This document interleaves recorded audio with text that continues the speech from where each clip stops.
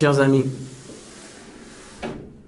hier, un grand homme du peuple juif, que ce soit en Israël ou dans la diaspora, a perdu le Gaon, Rav Ovadia Yosef, Zecher Tzaddik Vekadosh Livracha. Pour la majorité d'entre nous, le Rav Ovadia Yosef n'est connu que dans le dernier tiers de sa vie. Le Rav Ovadia Yosef est décédé à l'âge de 93 ans. À l'âge de 63 ans, le Rav Yosef a commencé à ouvrir le parti Shas. C'est à travers ce parti que petit à petit, nous avons tous découvert cette énorme personnalité comme dirigeant et leader d'un parti politique. Nous avons tendance à regarder le Rav comme un grand Rav, un parmi encore beaucoup de grands rabbanim, mais qui était à la tête d'un parti très influençant, très puissant dans la politique israélienne. Cette image nous donne en fait une fausse image de la vraie personne qui était le Rav Ovadia Yosef. C'est pour cela que je vais un peu rentrer dans l'histoire.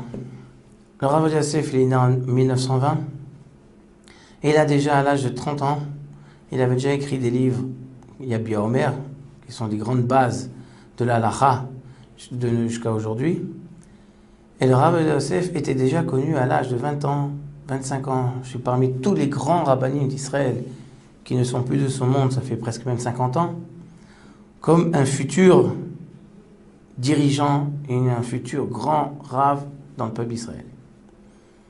La force du Rav Ovadia Yosef est d'abord sa atmada, son assidu. Le Rav Ovadia Yosef, pratiquement pendant plus de 85 ans, n'a pas perdu une seconde de sa vie. Chaque seconde, il le consacrait à l'étude de la Torah. C'est une personne qui a dormi 3 heures, 4 heures par jour pendant des dizaines d'années. La nuit, le soir, au lieu d'aller sortir et d'aller dormir vers 11h minuit, le Rav Ovadia Yosef consacrait ses nuits jusqu'à 3h du matin à l'étude de la Torah. Et un amour pour la Torah était énorme, incalculable. Rav Ovadia Yosef avait aussi une particularité. Il avait un cœur vis-à-vis pour son prochain de la même puissance, de la force qu'il avait pour l'étude de la Torah. Il aimait chaque individu, chaque juif, chaque enfant d'Israël. Il aimait comme son propre enfant, qu'il soit religieux, pas religieux, Sfarad, Ashkenaz. Il n'avait aucune différence. Beaucoup d'histoires de gens qui ont eu, dans leur jeunesse, il y a 50 ans, 60 ans, contact avec le Rav Ovadia Yosef, le témoignent. À tel point il aimait, il s'occupait, il aidait chaque personne. Le Rav Ovadia Yosef, dans sa vision, il a vu que HaKadosh Baruch Hu lui a donné des forces spéciales dans la Torah, un génie de la Torah, un Rav que dans les 150 ans en arrière, on ne peut pratiquement pas trouver une personne d'un très haut niveau de Torah, de connaissance dans le Talmud, dans les commentaires, les Rishonim, les Acharonim, les Poskim, tous les shoots, jusqu'au dernier de nos jours. Le Rav Yosef les connaissait un par un, les livres, il les dévorait les livres. Cette force de Torah, le Rav Yosef, par sa gentillesse et son inquiétude envers l'autrui, a voulu le donner à tout le monde. C'est pour cela que lorsqu'on demandait au Rav Yosef de venir donner des cours dans des villages, dans tout Israël, dans les années 50, 60, où les moyens de transport étaient très difficiles, le Rav Yosef n'a pas hésité d'aller. Quel que soit l'endroit, il venait. Et il donnait des cours à des gens d'un niveau très faible de Torah. Pourquoi ? Parce que le Rav Yosef avait la vraie vision de la Torah. Il voyait l'avenir. L'État d'Israël venait de se construire. Le peuple juif était après l'Holocauste, après la Deuxième Guerre mondiale, après l'extermination de 6 millions de Juifs. L'État d'Israël faisait venir les Juifs de tous les pays. Il y avait un rassemblement de plusieurs cultures, que ce soit chez les Sfaradim ou chez les Ashkénazes. Ils sont arrivés dans un pays où le développement était encore très faible. Il fallait développer le pays. La vie était très difficile. Et ils voyaient que le judaïsme était en perte. Le Rav Yosef, par inquiétude pour la Torah et pour le judaïsme, s'est dévoué, corps et âme, bénévolement, pour aller transmettre le message de la Torah dans chaque endroit qu'il pouvait, pour réveiller l'étincelle qui se trouve chez chacun, pour qu'il se rapproche à la Torah, pour qu'il devienne un vrai juif, accomplir des mitzvot. Il n'a pas hésité. Son inquiétude pour le peuple d'Israël n'était pas seulement dans le judaïsme, était même dans tout ce qui concernait la halakha. Il y a beaucoup de problèmes, de questions qui se sont posées dans la halakha au peuple d'Israël. C'est vrai que c'est très distingué. Lorsque le Rav Yosef est devenu le grand rabbin d'Israël en 1973, juste après la guerre de Kippour, où il y a eu un désastre, plus de 1000 femmes sont devenues agounot. Agounot, ce sont des femmes dont le mari a disparu et n'ont pas été divorcées. Et on ne sait pas qu'est-ce qui se passe avec leur mari. Lors de la guerre de Kippour, un désastre dans l'armée israélienne, 1000 disparus, on ne savait pas si leurs femmes étaient considérées comme des veuves et avaient le droit de se remarier, ou elles sont encore considérées mariées. Tant qu'on ne peut pas prouver qu'elles sont veuves, la Torah, la halakha nous interdit de se remarier. Elle est peut-être encore mariée à son mari est peut-être vivant. Il fallait trancher. Et nous savons que trancher le cas d'une agouna, d'une femme, que sa situation n'est pas claire, c'est une question très très difficile. C'est trancher une halakha qui n'est pas facile du tout. Les conséquences sont énormes si on permet à cette femme de se remarier. Si par erreur on s'est trompé et que son mari revient, c'est un désastre. Le Rav Yosef a pris sur lui l'engagement de s'occuper de chacun. Il sentait chaque agouna, chaque femme, comme sa fille. Il faut penser à chaque personne. Lorsqu'il trouvait déjà la solution, même si c'était des fois 1h du matin, il a trouvé la solution pour, d'après la halakha, que cette femme peut être permise. Et il n'hésitait même pas des fois à téléphoner la nuit pour annoncer la bonne nouvelle. Tellement il savait la tristesse et la douleur qu'il y avait chez cette femme, de sa situation indécise. Cet amour qu'il avait lorsque le Rav Yosef a quitté le grand rabbinat d'Israël et qu'il voyait qu'il y avait encore beaucoup à aider le peuple d'Israël. C'est pour cela qu'il s'est lancé sur un parti politique. Le Rav Yosef n'a pas cherché dans le parti politique un intérêt personnel, ni monétaire. Le Rav Yosef avait sa retraite, il avait de quoi vivre largement toute sa vie. Il n'a jamais été payé par le parti Chasse. Le Rav Yosef ne l'intéressait pas aucun pouvoir politique. Il passait ses journées à étudier. Pendant 30 ans que le parti de Chasse existe, tous les députés peuvent témoigner chaque fois qu'ils ont dû aller chez lui pour prendre conseil, ils le trouvaient courbé sur sa Gemara, en train d'étudier ou en train d'écrire. Il passait sa journée dans le Beth Midrash qu'il avait dans sa maison. Il avait dans sa chambre une bibliothèque énorme, avec des milliers de Sfarim, et qui savait chacun où il se trouvait, et qu'il avait lu chaque livre. C'était ça son occupation hebdomadaire.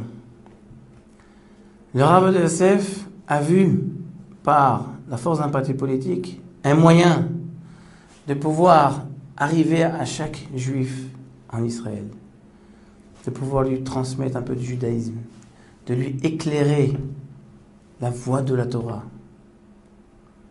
C'est pour cela qu'il s'inquiétait. Combien d'écoles ont été ouvertes? combien d'écoles religieuses qui vont enseigner le judaïsme aux jeunes Israéliens, que malheureusement nous avons des écoles laïques, que les jeunes ne savent même pas l'histoire du peuple juif. C'est pour cela qu'ils s'inquiétaient à aider la construction des synagogues. Les synagogues, dans les années 50, 60, 70, il n'y avait pas des bâtiments avec les synagogues. Ils étaient tous dans les mikladim, en bas, dans les caves des bâtiments. D'aider, de donner un terrain par la mairie, d'aider la construction, des mikvaot. Il y avait des villes, un mikvé, et encore, et dans un état lamentable. Qui c'est qui va vouloir venir? Il faut un peu d'hygiène. Malheureusement, ce n'était pas. Il n'y avait pas de budget dans les mairies pour s'occuper de cela. Il fallait un sacrifice pour aller au mikvé. Alors, pour encourager les femmes d'Israël, le Rav Yosef s'est servi de sa force politique à construire de nouveaux mikvaot, à obtenir un budget ministériel ou de la mairie pour l'entretien de ce mikvé, pour pouvoir donner la possibilité aux gens de se rapprocher de la Torah et de accomplir les mitzvot. Lorsque le parti Chasse avait eu 17 députés, le Rav Yosef a dit: messieurs, 17 députés, c'est pas ça le principal. Le principal, c'est ce que les 17 députés vont faire, qu'est-ce qu'ils vont œuvrer dans les années à venir pour pouvoir agrandir des synagogues, pour pouvoir aider les yeshivot, pour pouvoir construire des mikvot, pour pouvoir faire plus d'écoles et transmettre plus de judaïsme. C'est la seule chose qu'ils voyaient dans le parti politique. Malheureusement, les médias, par leur vision générale de la politique, l'ont un peu caché sa vraie personnalité, son amour en fait de la Torah et cette personnalité immense de la Torah. Le Rav Yosef, jusqu'à ces derniers jours, avant qu'il soit rentré à l'hôpital, toutes les grandes questions des tribunaux rabbiniques en Israël et dans le monde entier, qui étaient des questions épineuses et qui n'avaient du mal à trancher, eh ben, il se rapprochait vers le Rav Yosef pour qu'il lui donne son opinion. Et selon son opinion, comme cela, chaque tribunal appliquait. C'est une face qui n'a rien à voir avec la politique. Le Rav Yosef, c'était corps et âme pour le peuple d'Israël. Il a sacrifié son étude de la Torah pour pouvoir que des enfants dans les endroits les plus loin d'Israël, Naharia, Kiryat Shmona, Dimona, même Elat, pour qu'ils puissent avoir là-bas une école avec du judaïsme, qu'ils puissent enseigner aux jeunes enfants c'est quoi Abraham Avinu, c'est quoi Yitzhak Avinu, c'est quoi Yaakov Avinu. C'est ceux-là qui s'inquiétaient. Il n'avait pas d'autre inquiétude. Il a fermé sa Gemara qu'il aimait tant, qu'il ne laissait même pas une seconde de s'arrêter de son étude pour pouvoir enseigner la Torah à des jeunes, afin qu'on puisse construire une synagogue dans telle ville, construire un mikvé. Il s'est donné corps et âme pour le peuple d'Israël. La perte est énorme. Une personne qui est prête à sacrifier sa personne, ses volontés, ses désirs pour les autres, c'est ce qu'on appelle le vrai manig, le vrai dirigeant. Le dirigeant, il pense d'abord à son peuple. Il cherche le bien dans son peuple, même si ça va lui faire du tort. Son fils nous a, au moment de l'enterrement, a raconté qu'il y avait 15 ans, lorsque le Rav Yosef a eu sa première attaque cardiaque, et que les médecins lui ont dit qu'il faut absolument faire un sintour. Le Rav Yosef leur a dit: je reviens dans 3 heures, messieurs. Monsieur, vous êtes à l'hôpital. Qu'est-ce que ça veut dire, vous allez revenir dans 3 heures? On ne peut pas repousser. Il a dit: je reviens dans 3 heures. Son fils et le dirigeant du parti Chasse à l'époque, qui est aujourd'hui encore le Rav Arideri, lui dit: mais Rav, pourquoi dans 3 heures? Qu'est-ce que tu as besoin de retourner à la maison? Il lui a dit: je suis en train d'écrire un psaque sur une dame qui est Aguna, que personne n'a encore trouvé la solution pour cette femme. Et moi, j'ai trouvé la solution. Je n'ai pas fini de l'écrire. Si je ne l'écris pas, cette femme restera encore toute sa vie Aguna, ne pourra jamais se remarier. Qui sait qu'est-ce que je fasse passer à l'hôpital? Qui me garantit que le médecin va réussir, que je vais retourner à la maison? Chas v'shalom, ça peut mal tourner. Et cette femme, elle va rester toute sa vie prisonnière. Je préfère d'abord m'occuper de la libérer, après on verra ce qu'il y aura à l'hôpital. Quelqu'un qui ne pense même pas à sa personne, même pas à sa santé, même pas à son avenir. Il s'occupe d'une femme qui est dans une situation en détresse. Bon, mais lui aussi il est en détresse. C'est une question de vie ou de mort. Si on repousse l'opération, ça peut être un danger pour lui. Ça n'intéresse même pas. Ce sacrifice du Rav Ovadia Yosef, c'était une grandeur de la Torah. Lorsqu'une personne est très grande dans la Torah, elle voit que son intérêt personnel ne vaut rien. C'est l'intérêt de l'Éternel, d'Hachem, qu'on doit penser. On doit penser à chacun, à chaque juif. Parce que le peuple d'Israël, c'est un peuple uni. C'est une seule même personne qui est composée par des millions de personnes. Mais nous sommes un. Et là, comment une personne peut penser qu'à soi-même, pas penser à l'autre partie de soi-même, qui est le peuple d'Israël? Et les vrais grands de la Torah, ils comprennent que leur vie dans ce monde est une vie de mission. Pas une vie pour eux-mêmes seulement. Une vie de mission vis-à-vis du peuple d'Israël.